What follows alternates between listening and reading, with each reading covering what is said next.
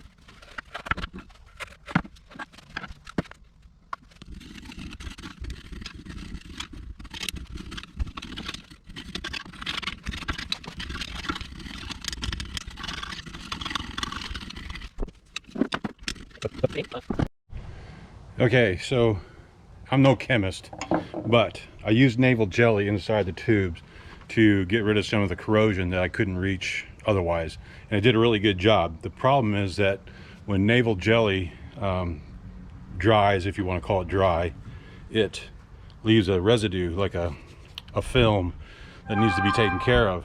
So that's what I'm going to do now. I'm going to first neutralize it with some water and some baking soda. Again, I'm not a chemist, but I'm pretty sure that the baking soda will neutralize any penetrating chemicals that are in the naval jelly. So that's what I'm going to do now. Then I'm going to hose it out, dry it off, and prep it for paint.